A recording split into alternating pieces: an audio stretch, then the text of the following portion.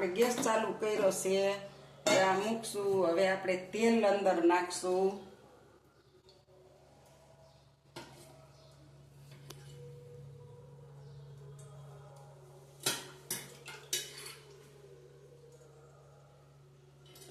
હાલો, હવે આપણું તેલ આવી જાય એટલે આપણે વઘાર કરીશું. આમાં રાઈ નાખશું 1 ટેબલ સ્પૂન.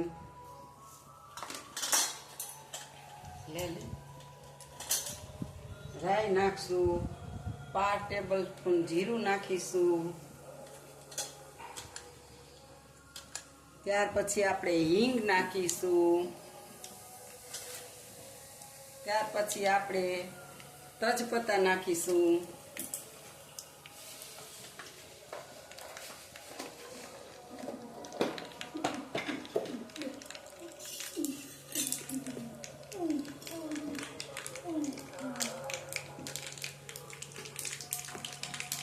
હવે આપણે કડી પત્તા નાખીશું.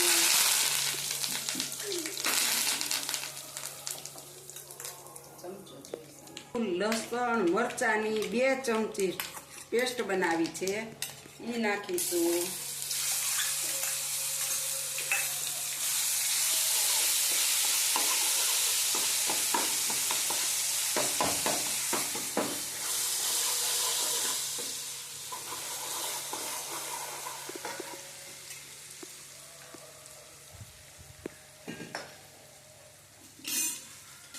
હવે આપણે થોડું પાણી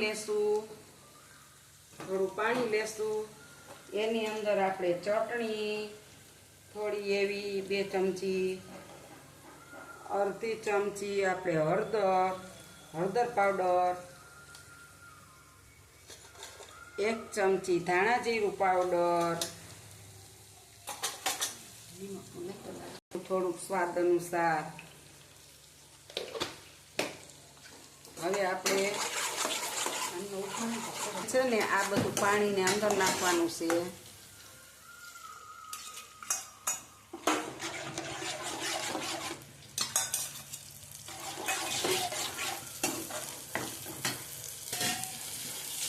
હવે આપણે પાણીને થોડું ઉકળવા દેશું. હવે 1 વાટકી આપણે આ ચણાનો લોટ લીધો છે, એટલો આપણે ચણાનો લોટ બાંધીશું.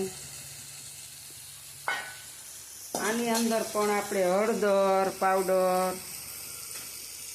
મરચું પાવડર,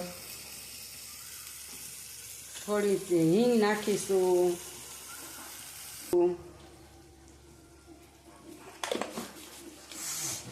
પાવડર નાખવાના. હાલો, હવે આપણે આને પાણીથી લોટ બાંધી લેશું.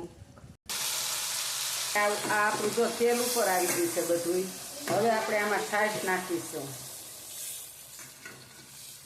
આપણે આમાં છાશ નાખવાની છે, અને આ શાક છે ને છાશમાં જ બને છે, બહુ સરસ. ઉકળવા દેવાની છે કે હવે ઉકળી જાય ને પછી આપણે આમાં સેવ પાડવાની છે.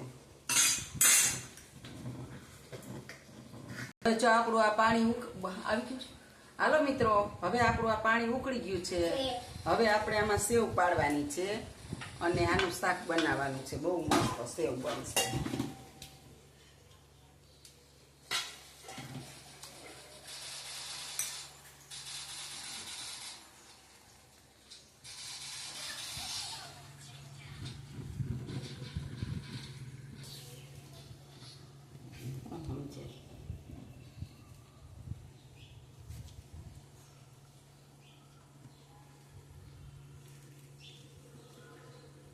એ તો ઉપરથી પડ્યું તો યા સેવ ન દે.